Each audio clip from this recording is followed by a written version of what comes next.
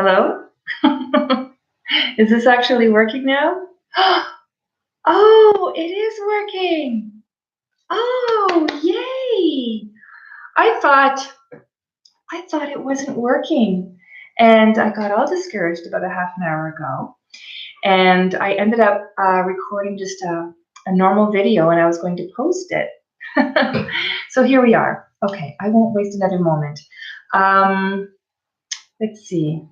I'll just post something here. Hello, folks. This is my very first, so I'm not sure exactly what to expect. Maybe I'll be just talking to myself all alone again for another 25 minutes. We'll see. Anyway, so here's my idea. I'm so excited about it. I hope you can hear me. And I have a bit of a setting here in the back. It is autumn. And so I have a little bit of a setting with some owls and some incense. It smells wonderful. It's my Naj Champa. There's a cup of tea here for you. That's for you. I have here water today. Absolutely, because I had some curry, palak paneer, for supper, and it was very salty. So I'm guzzling a lot of water. Anyway, this cup of tea is for you. That is for you to come in and sit with me. So, and there's some corn dolls back here that I made with my daughters. Anyway, so it is autumn, and it is the weekend of Thanksgiving on a Friday evening. So I have much to be thankful for. But what I want, most of all, is to invite you. I'd like to do a weekly stream. And the reason why is that I've been inspired by a few different sources. My intention is to have a platform here where I welcome you, and we gather together for to make our energies synergy. I want to create a synergy of energy, essentially. So here's the premise. People can get together and they pray. And when they pray, they usually will pray for peace and healing and something for the greater good of all concerned. Prayer works. We don't necessarily know how it works, but research has shown that it does work. Now, we can look at prayer, but we might also call it meditation. And there are differences between prayer and meditation, but let's just look at it as us getting together and putting our energy on a platform, in a forum, so that we can create a voice for all of us. Here's a bit of my inspiration. I've been reading a book called Becoming Superhuman by Dr. Joe Dispenza. Now, he does not come up with a brand new revolutionary idea, because what he's saying is that let's get together, we'll meditate. And through meditation, there are biochemical reactions that will happen in our body and in our brain. Our thoughts and our feelings will produce changes physiologically, and then that, causes a chain of events, and then we eventually end up changing things in our lives.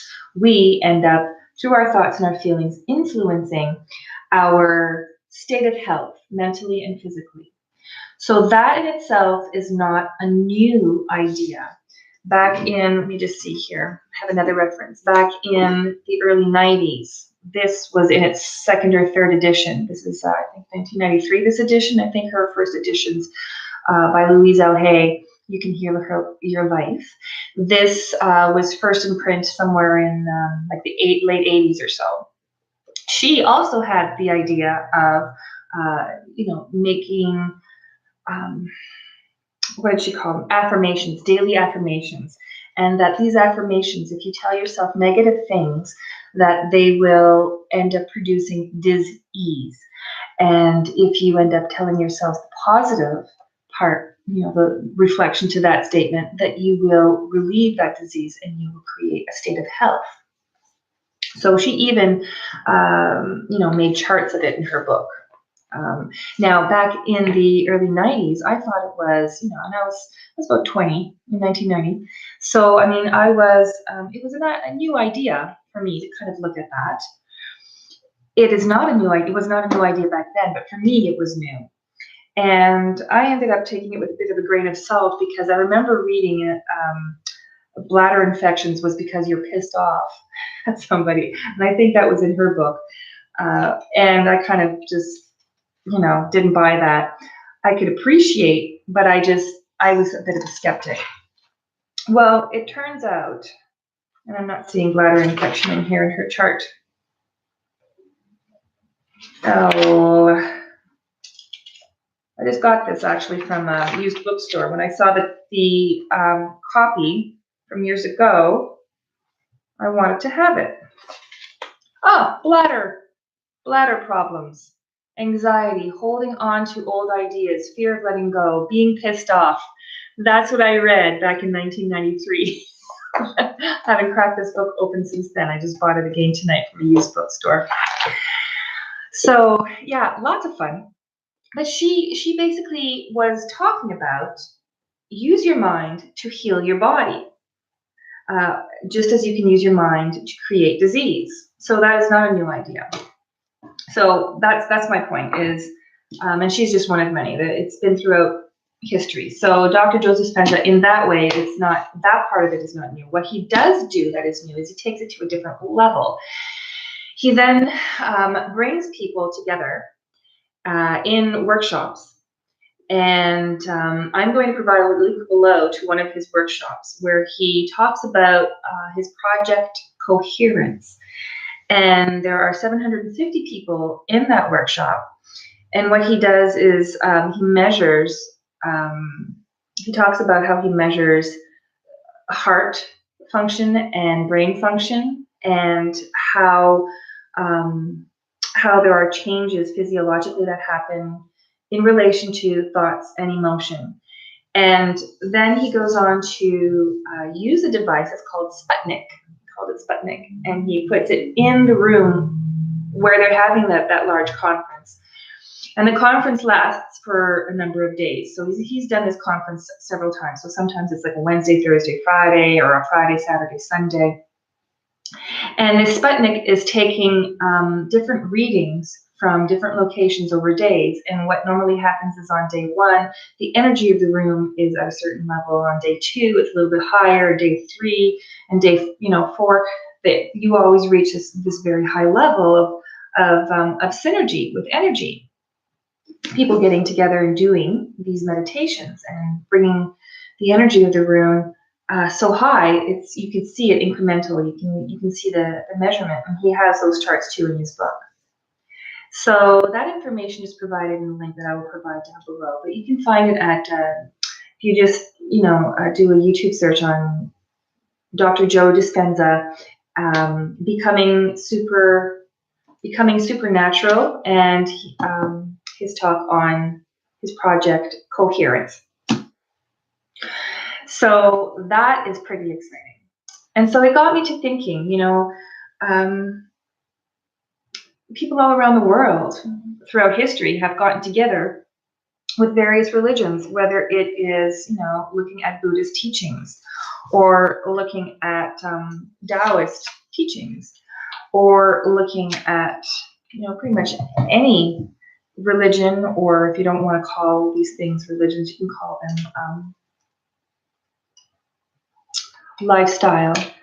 But these belief systems have often something in common, where you practice something that's called meditation or prayer or something akin to that, ritual. And it is usually magic. We create magic. That's another word for it that I find is very synonymous with prayer, is you create magic. Because it's a manipulation of energy through thought. First you think it, and then you do it. And through that thinking, and through that feeling, and through that intention, you end up, what you want to do is to focus it and funnel it into produce change. Now, the variety, the changes, the differences in belief systems. What they do is they will try and explain how that mechanism actually happens. So whether it is a god or a god by a different name, or whether we use our own energy, or whether we use the energy around the planet, the EMEG systems or whatever, those are some of the differences that happen. As far as I see it, maybe I'm oversimplifying it, but I think that if we get together and have a platform where we can, pool our energies together, that perhaps we can make some really interesting things happen.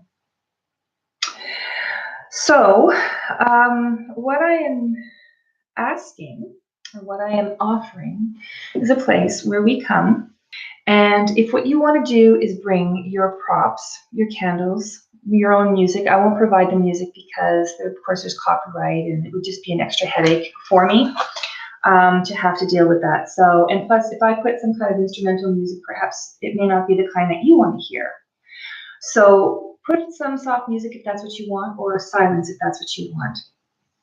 If what you need is for me to be silent, then put me on mute while we gather, and you can do your own thing. That's okay too, because it's all about us gathering together for energy. Make your space quiet and comfortable. You can prepare your ritual if that's what you want to do, if you are a pagan, or if you have some kind of a ritual, an intention that you want to do. If you want to do some coloring, because that is a really great meditative state to be in too, is when you're coloring. Nobody will really see what you're doing behind your screen. You'll only be seeing what I'm doing here. And I am going to be the welcoming space. What we will see is what we share here on the sidebar.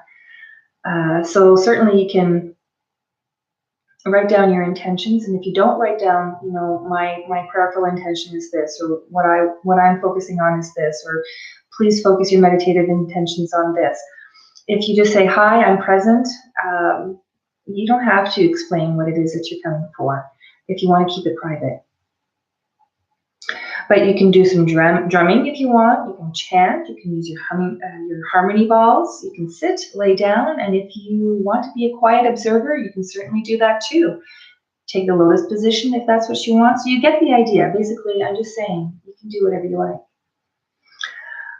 But the main focus, the main idea here is to gather with the intentions of peace and healing. So let's see if there's anything else that I want to say in here. We will focus our intentions together collectively on each other's intentions of love, peace, prosperity, nonviolence, healing, positive change for the greater good of all concerned. I can guide the chat followed by a meditation, and we can use this time to benefit from the synergy of collective consciousness as you, in your space, pray or do whatever ritual work that you like.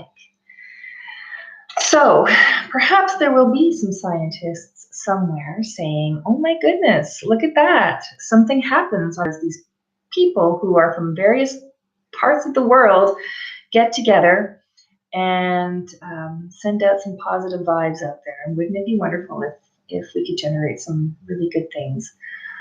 I think the world needs a lot of healing, from environmental issues to politics to just neighbors who don't get along.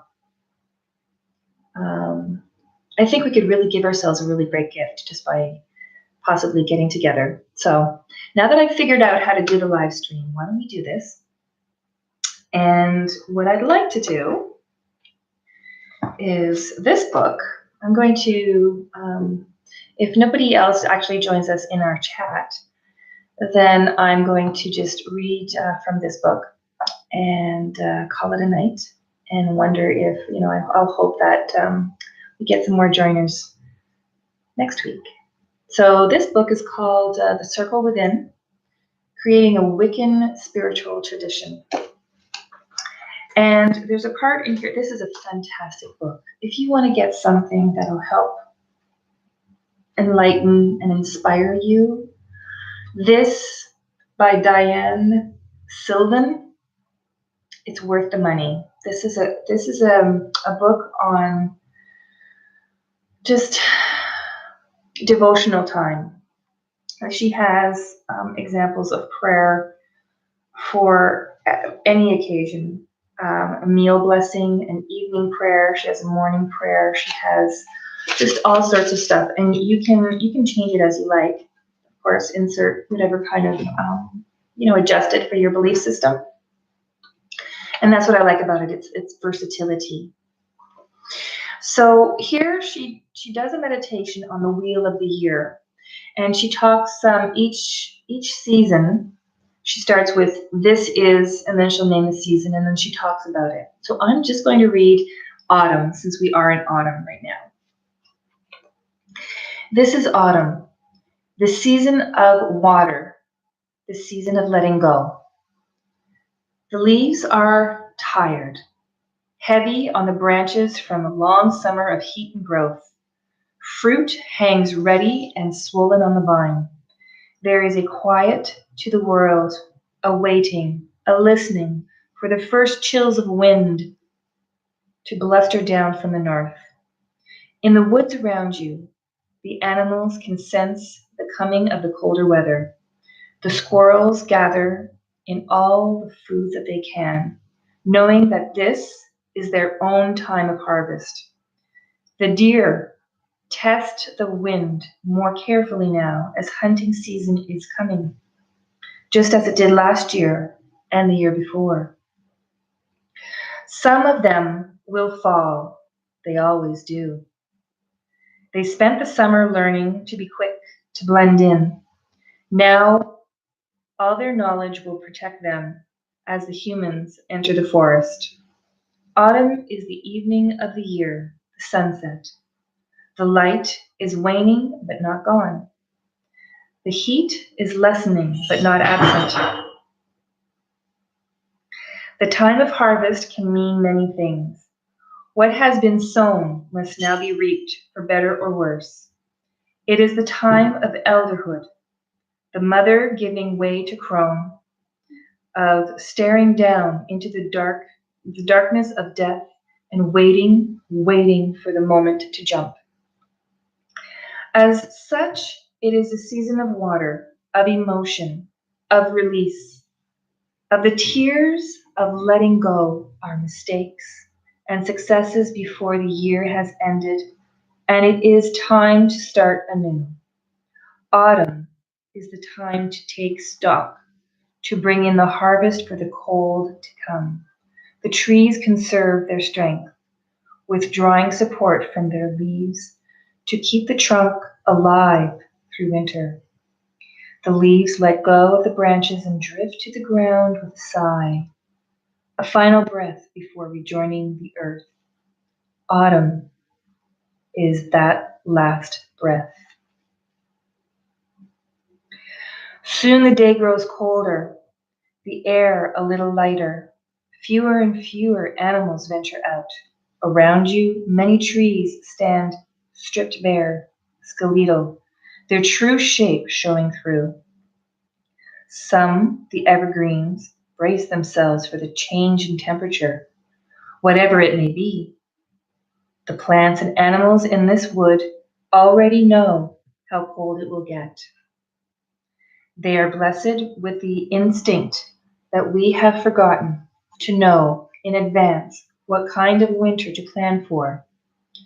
Their fur has grown shaggy, their bark has thickened, all in accordance with their knowledge of the earth. New birds appear from the upper climates in search of the milder cold this land can offer. The rains come again as they did in autumn's onset, but now they are chilly. Your breath begins to catch in the air, smoking like a dragon's. For some creatures, it is a time to burrow deep and sleep. For others, the cold is energizing, and they run through the trees, leaving track in the mud. Predators stay close to the ground, waiting for the underbrush. For one who has grown careless with relief from summer's oppressive heat. So that is an excerpt. And as I read that, that is kind of what I am seeing outside on this Thanksgiving weekend is that it's starting to get cold. We still have green leaves on the trees, but we're starting to have a bit more yellow, a bit more of a less vibrant green. So times are changing. And I know from some of the YouTubers who are in lovely Australia or somewhere around the equator that the Sabbats aren't celebrated quite in the same way because your changes of season don't follow the same thing as we do here in the Northern Hemisphere. So I will definitely keep that in mind if we do have participants for this prayerful moment. I'm certainly going to try and make it as welcoming for everybody who wants to participate.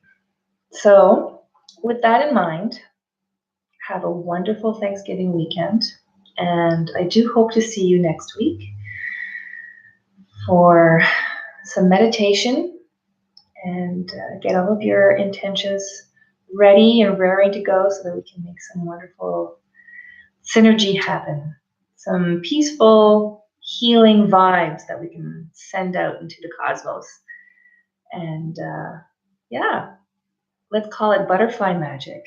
Oh, yes. Butterfly meaning transformation and change, and magic because, wow, we didn't know that could happen. Anyway, onward and upward. Take care and have a great weekend.